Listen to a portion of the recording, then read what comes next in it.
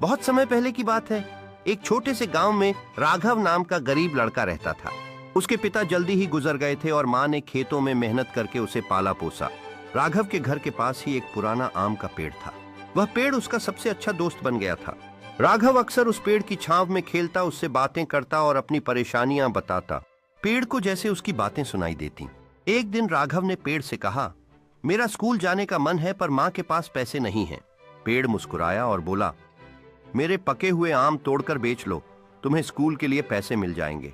राघव ने वैसा ही किया और पढ़ाई शुरू कर दी। समय बीतता गया। राघव बड़ा हुआ और पढ़ाई पूरी करके नौकरी करने शहर चला गया। वह कई सालों तक पेड़ से मिलने नहीं आया। पेड़ रोज उसे याद करता और उसकी राह देखता। कई सालों बाद राघव वापस लौटा। अब वह शादीशुदा था और उसके बच्चे भी थे। उसने पेड़ से कहा, अब मुझे अपने बच्चों और पत्नी के लिए घर चाहिए, लेकिन मेरे पास पैसे नहीं हैं। पेड़ ने कहा, मेरी डालियां काट लो, लकड़ी से घर बना लेना। राघव ने डालियां काटी और घर बना लिया। सालों बीत गए। राघव बूढ़ा हो चुका था।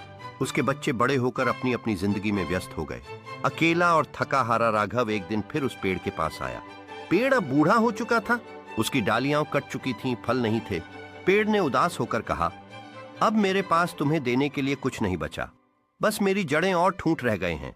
राघव ने मुस्कुराते हुए कहा, मुझे अब कुछ नहीं चाहिए, बस शांति से बैठने की जगह चाहिए। पेड़ भावुक हो उठा और बोला, तो आओ, मेरी जड़ों पर बैठ जाओ और आराम करो। राघव पेड़ के पास बैठ गया। उसकी आंखों से आंसू बह रहे थे पर दिल को सुकून मिला। पेड़ भी खुश था क्योंकि उसका दोस्त आखिरकार उसके पास लौट आया था। यह कहानी हमें सिखाती है कि माता पिता उस पेड़ की तरह होते हैं। वे अपनी सारी खुशियां और सुख सुविधाएं हमें दे देते हैं, बदले में उन्हें सिर्फ हमारा साथ चाहिए।